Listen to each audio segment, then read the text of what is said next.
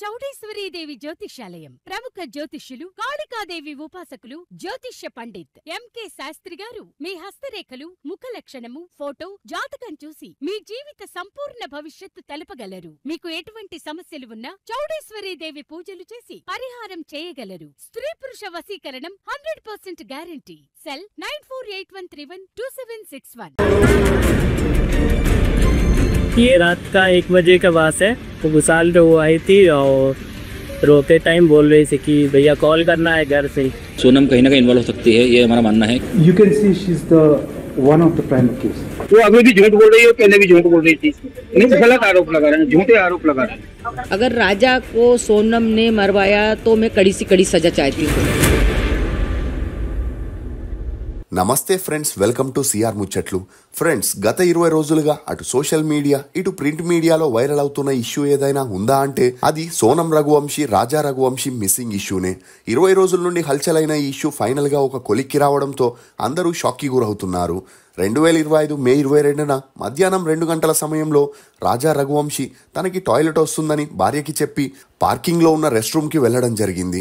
ఇక అక్కడే 3 వ్యక్తులు కావాలని రాజా రఘువంశీతో గొడవకి దిగి కర్రలతో, చాకుతో తనని భూమి మీద లేకుండా చేసి అక్కడి నుండి తనని తీసుకెళ్లి ఒక లోయలో పడేసి వెళ్లిపోయారు. నిజానికి సోనం తన భర్తని కాకుండా మరో మహిళని ఈ భూమి మీద లేకుండా చేయాలనుకుంది. కానీ ఆ టైంకి ఆ అమ్మాయి దొరకకపోవడంతో కుష్వాన్ సలహా మేరకు రాజా రఘువంశీని పెళ్లి చేసుకోవడం జరిగింది. ఇక పెళ్ళయ్యాక కొద్ది రోజులకే రాజా రఘువంశీని భూమి మీద లేకుండా చేస్తే విధవరాలైన సోనం పనివాడైన కుష్వాన్ని పెళ్లి చేసుకొని హ్యాపీగా వారిద్దరూ తమ లైఫ్ని ఎంజాయ్ చేయొచ్చు అనుకున్నారు. అసలు ఈ సోనం రఘువంశీ ఎవరు? తనకి పనివాడికి సంబంధం ఎలా కుదిరింది? సోనం పెళ్లి చేసుకొని 11 రోజులైనా తన భర్తని తాకనివ్వలేదా? హనీమూన్కి వెళ్ళినప్పుడు ఆ ఇద్దరి మధ్య అసలు ఏం జరిగింది? సోనంకి ఇప్పుడు ఉరిశిక్ష విధించబోతున్నారా అనే నమ్మలేని నిజాల్ని ఈ వీడియోలో చెప్పడానికి నేను ప్రయత్నిస్తాను. మీరు మాత్రం ఈ వీడియోని పూర్తిగా చూడండి.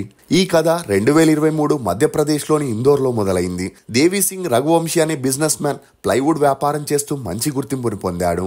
ఈ క్రమంలోనే కుష్వాక్ అనే 16 ఏళ్ల అబ్బాయి తనకి తెలిసిన వారి ద్వారా ప్లైవుడ్ కంపెనీలో పనిచేసేందుకు వచ్చి దేవి సింగ్ ని కలవగా అతను కుష్వాక్ ని చూసి ఇంతకు ముందు ఏ కంపెనీలో పనిచేశావని అడగగా అందుకు కుష్వాక్ ప్రతిరోజు ఉదయాన్నే ఇంటింటికి వెళ్లి న్యూస్ పేపర్లేస్తూ ఆ తర్వాత బట్టల కొట్టులో పనిచేసేవాడినని, తన ఫ్యామిలీలో అక్కా చెల్లెలున్నారని, తండ్రి కరోనా టైంలో మరణించడంతో ఇంటి బాధ్యతలన్నీ తన మీదే పడ్డాయని, దీంతో తనకి బట్టల షాప్ నుండి వచ్చే డబ్బులు సరిపోక తన తల్లి కుటుంబ పోషణకై కష్టపడుతుందని కుష్వాక్ తన బాధని చెప్పుకుంటూ తనకి ఈ జాబ్ ఎలాగైనా కావాలని దేవి సింగ్ కాళ్ళ మీద పడ్డాడు. ఇక అతని బాధని అర్థం చేసుకున్న దేవి సింగ్ కుష్వాక్ తో నువ్వు ఇంకా ఏమేం పనులు చేస్తావని అడగగా తనకి కంప్యూటర్ ఆపరేటింగ్ బాగా వస్తుందని, ఇంతకు ముందు బట్టల షాప్ లో బిల్లింగ్ పని చేసేవాడినని చెప్పగా దేవి సింగ్ వెంటనే అతనికి బిల్లింగ్ పనుల్ని అప్పగించాడు. ఇక అలా అప్పటి నుండి కుష్వాక్ ఎంతలా పనిచేసేవాడంటే కొద్ది రోజుల్లోనే దేవి సింగ్ కుష్వాక్ ని తన సొంతింటి మనిషిలా చూసుకోవడం మొదలెట్టాడు. ఇక ఈ క్రమంలోనే దేవి సింగ్ కూతురు సోనం తన చదువులు పూర్తవగానే తన తండ్రి ప్లైవుడ్ కంపెనీలో మేనేజర్ గా పనిచేయగా సోనంకి తనకన్నా 5 ఏళ్లు చిన్నవాడైన కుష్వాక్ తో మంచి పరిచయం ఏర్పడింది. దీంతో కుష్వాక్ సోనంని అక్క అని పిలుస్తూ తన ఇంటికి వెళ్లి రాఖీ కూడా కట్టించుకునేవాడు. అంతేకాకుండా దేవి సింగ్ కి కుష్వాక్ పై ఉన్న నమ్మకంతో ఫ్యాక్టరీ పనుల్ని తనకే అప్పగించేసి ఇతర ప్లేసెస్ కి గానీ ఫంక్షన్స్ కి గానీ వెళ్తూ ఉండేవాడు. ఇక అలా రోజులు గడిచే కొద్దీ కుష్వాక్ కి రాఖీ కట్టడం సోనంకి చాలా బాధగా అనిపిస్తుండేది. ఎందుకంటే కుష్వాక్ పనితనం, అతని పర్సనాలిటీకి అట్రాక్ట్ అయిన సోనం తనని తమ్ముళ్లా కాకుండా ప్రియుడ్లా చూసుకోవాలనుకుంది. అలా సోనం కుష్వాక్ కి 2 సంవత్సరాలు రాఖీ కట్టిన 3వ సంవత్సరం నుండి అంటే 2024 నుండి తనకి రాఖీ కట్టేందుకు నిరాకరించింది. అంతేకాకుండా తన మనసులో ఉన్న ప్రేమని కుష్వాక్ కి చెప్పడంతో మొదటగా కుష్వాక్ షాక్ కి గురైన ఆ తర్వాత వచ్చిన అవకాశాన్ని వదులుకోకూడదని సోనం ప్రేమని ఒప్పుకొని అప్పటి నుండి వీరిద్దరూ క్లోజ్ గా ఉండడం మొదలెట్టారు. అలా కొద్ది రోజులకే వీరిద్దరూ ఫిజికల్ గా కూడా కలుస్తూ తమ బంధాన్ని మరింత బలపరుచుకుంటూ వచ్చారు. ఇక 2024 కల్లా సోనంకి 25 ఏళ్ళు అయి ఉండడంతో ఇంట్లో వారు తనకి పెళ్లి చేయాలని ఒక అబ్బాయిని వెతకడం మొదలెట్టారు. కానీ సోనం మనసులో కుష్వాక్ ఉన్న కారణంగా తను ఏ అబ్బాయిని ఒప్పుకోకపోవడంతో తన తల్లిదండ్రులకి సోనం పెళ్లి చేయడం కష్టంగా మారింది. ఈ క్రమంలోనే సోనం జాతకాన్ని ఒక స్వామీజీకి చూపించగా అందుకు అతను సోనం జాతకంలో కుజదోషం ఉందని, ఆ దోషానికి పరిష్కారం దొరకాలంటే అబ్బాయి జాతకంలో కూడా కుజదోషం ఉండేవాడినే చూడాలని చెప్పడంతో ఇందోర్లో రఘువంశీ కులానికి సంబంధించిన మ్యాట్రిమోనీ ఉందని తెలుసుకొని దేవి సింగ్ అక్కడికి వెళ్లి సోనం ఫోటో మరియు డీటెయిల్స్ నిచ్చి కుజదోషం ఉన్న అబ్బాయినే చూడమని చెప్పడంతో మ్యాట్రిమోనీ వారు పేపర్లో యాడ్స్ ఇవ్వడం మొదలెట్టారు. ఇక యాడ్ చూసిన ఒక వ్యక్తి దేవి సింగ్ ని కలిసి తమ బంధువుల అబ్బాయి అయిన రాజా రఘువంశీ ట్రాన్స్పోర్ట్ బిజినెస్ చేస్తున్నాడని, అతనికి కూడా కుజదోషం ఉందని, మీరు ఓకే అంటే అమ్మాయిని చూసేందుకు తీసుకొస్తానని చెప్పగా ఈ విషయం సోనంకి తెలిసి ఆకాశం తలపై వచ్చి పడినట్లయింది. అలా ఎంగేజ్మెంట్ జరిగాక 2025 మే 11న పెళ్లిని ఫిక్స్ చేయగా ఫిబ్రవరిలోనే సోనం కుష్వాక్తో కలిసి ఆ పెళ్లిని ఎలా ఆపాలో ప్లాన్ చేయడం మొదలెట్టారు. అలా 2 సార్లు ప్లాన్స్ ని అమలు చేయగా అందులో మొదటిది సోనం లాగే ఉన్న ఒక అమ్మాయిని చూసి ఆ అమ్మాయిని భూమి మీద లేకుండా చేసి ఆ బాడీని సోనం బాడీ అని పోర్ట్రే చేస్తూ ఆ తర్వాత వీరిద్దరూ ఎక్కడికైనా పారిపోయి హ్యాపీగా ఉండొచ్చు అనుకున్నారు. ఇక ఒకవేళ ఈ ప్లాన్ వర్కౌట్ కాకపోతే పెళ్ళయ్యాక తన భర్తని లేపేస్తే తన ఫ్యామిలీయే కూతుర్ని విధవరాలిగా చూడలేక తమకి ఎంతో దగ్గరైన కుష్వాక్ ఇచ్చి తన తండ్రి పెళ్లి చేసేందుకు అంగీకరిస్తాడని సోనం అనుకుంది. ఇక అలా 2025 ఫిబ్రవరి నుండి వీరిద్దరూ సోనంలా ఉండే ఒక అమ్మాయి కోసం వెతకడం మొదలెట్టారు. అలా ఫిబ్రవరి, మార్చ్, ఏప్రిల్ గడిచిన అలాంటి అమ్మాయి ఒక్కరు కూడా దొరకకపోవడంతో ఏం చేయాలో తెలియని పరిస్థితుల్లో పడ్డారు. ఇక మే 1వ తారీఖు వీరిద్దరూ కలిసి ఏం చేద్దామని డిస్కస్ చేయగా అందుకు కుష్వాక్ మొదటి ప్లాన్ ఎలాగో వర్కౌట్ కాలేదు కాబట్టి రెండో ప్లాన్ ని అమలు చేద్దామని, ఇప్పుడు పెళ్లి చేసుకోకుండా ఉంటే మీ నాన్నకి హార్ట్ అటాక్ వస్తుందని, ఆ తర్వాత మనం ఎప్పటికీ కలవలేమని చెప్పగా అందుకు సోనం ఒప్పుకుంటూ కుష్వాక్ చెప్పినట్లు వినడం మొదలెట్టింది. ఇక ఈ క్రమంలోనే కుష్వాక్ తన మేనత్త కొడుకు విశాల్ని కలిసి జరుగుతున్న విషయం మొత్తం చెప్పగా అతను రాజా రఘువంశీని లేపేయడానికి ఒక ప్లాన్ ఇచ్చాడు. ఇక అలా ఆ పని కోసమే తన మరో 2 ఫ్రెండ్స్ కి చెప్పి కుష్వాక్ సోనం లవ్ ని ఎలాగైనా గెలిపించాలని విశాల్ డిసైడ్ అయ్యాడు. అలా మే 11న రాజా రఘువంశీ సోనం పెళ్లి గ్రాండ్ గా జరగగా మరుసటి రోజే ఫస్ట్ నైట్ ని అరేంజ్ చేయడంతో సోనం టెన్షన్ లో పడింది.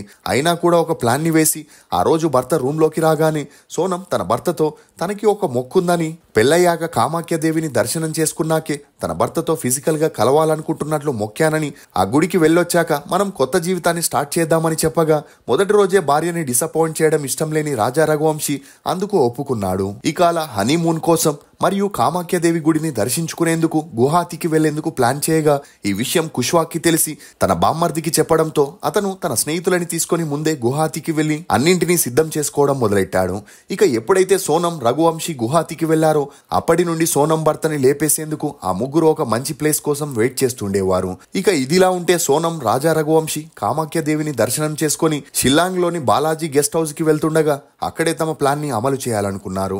అలా మే 22న సోనం మరియు రాజా రఘువంశీ షిలాంగ్ నుండి 40 కిలోమీటర్ల దూరంలో ఉండే ఒక ఫాల్స్ దగ్గరికి స్కూటీలో వెళ్తుండగా ఆ ముగ్గురు రెడ్ ఆల్టో కారులో వీరిని ఫాలో చేయడం మొదలెట్టారు.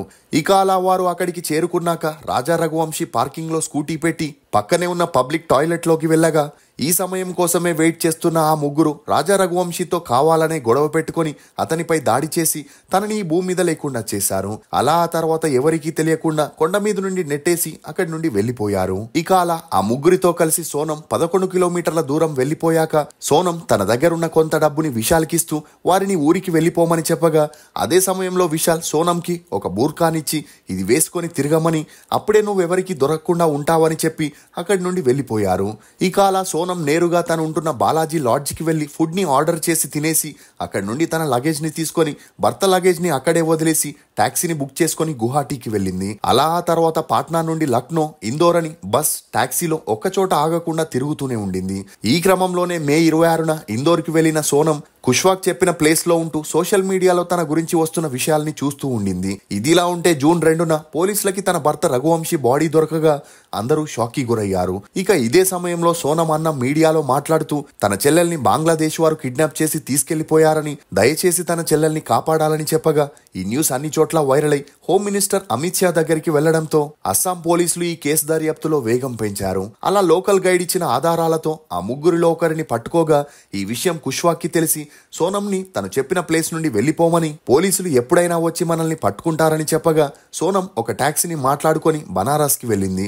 అలా జూన్ 8వ తారీఖు అర్ధరాత్రి 1 గంటలకి సోనం ఉత్తరప్రదేశ్ లోని గాజీపూర్ లో ఉన్న దాబా దగ్గరికి వెళ్లి దాబా ఓనర్ తో ఏడుస్తూ ఒక కథని చెప్పగా అతను సోనం మాటల్ని నమ్మి తన తల్లిదండ్రులకి కాల్ చేసి మాట్లాడుతున్న క్రమంలో సోనం కళ్ళు తిరిగి కింద పడిపోయింది. ఇక దాబా ఓనర్ ఈమెను హుటాహుటిగా హాస్పిటల్లో చేర్పించగా సోనం ఫ్యామిలీ కూడా ఇమీడియట్ గా ఇందూర్ నుండి గాజీపూర్ లలిత్పూర్కి వెళ్లడం జరిగింది. అలా హాస్పిటల్లో ఉన్న సోనంని పోలీసులు అరెస్ట్ చేసి తనని విచారించాలని డిసైడ్ అయ్యారు.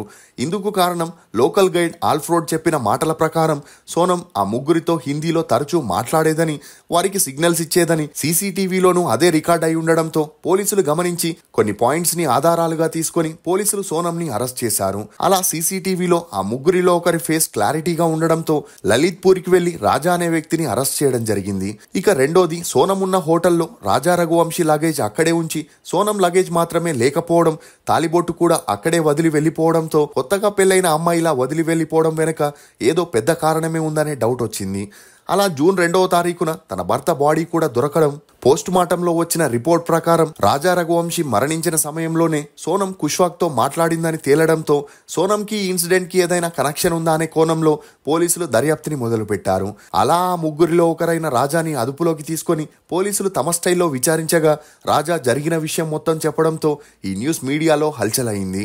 ఇక ఈ క్రమంలోనే సోనం మరియు కుష్వాక్తో పాటు మరో 2 హంతకుల్ని పోలీసులు అదుపులోకి తీసుకొని విచారించగా మొదట్లో వారు నిజం ఒప్పుకోకపోయినా తమ స్టైల్లో విచారించగా జరిగిన కథ మొత్తం చెప్పి తామే తప్పు చేసినట్లు ఒప్పుకున్నారు. ఇక ఈ 5గురిపై కేసుని ఫైల్ చేసి కోర్టులో హాజరుపరచగా కోర్టు వీరికి 8 రోజుల రిమాండ్ ని విధించింది. ఇక ఈ విషయం రాజా రఘువంశీ కుటుంబీకులకి తెలిసి సోనం ఆమె బాయ్ ఫ్రెండ్ కి ఉరిశిక్ష పడాలని, అప్పుడే తన కొడుకు ఆత్మకి శాంతి దొరుకుతుందని, అలాంటి వారు బ్రతికి బయట తిరగకూడదని కన్నీరు పెట్టుకోవడంతో నెటిజన్లు సోనంపై ఆగ్రహాన్ని వ్యక్తం చేస్తున్నారు. ఇక భర్తని లేపేసి విధవగా మారి తన ప్రియుడిని పెళ్లి చేసుకోవాలనుకున్న సోనం కళ ఇకపైన కలలాగే మిగిలి జైల్లోనే ఉండాల్సిన పరిస్థితి వచ్చింది. ఇది ఫ్రెండ్స్ సోనం రఘువంశీ కేసులోని కొన్ని నమ్మలేని నిజాలు. ఈ వీడియో మీద మీ అభిప్రాయాన్ని కమెంట్ సెక్షన్ లో తప్పకుండా తెలియజేయండి. మేము చేసిన ఈ వీడియో మీకు నచ్చినట్లయితే ఒక లైక్ ద్వారా మీ సపోర్ట్ ని మాకు తెలియజేయండి. For more interesting videos please subscribe to CR ముచ్చట్లు. Thank you.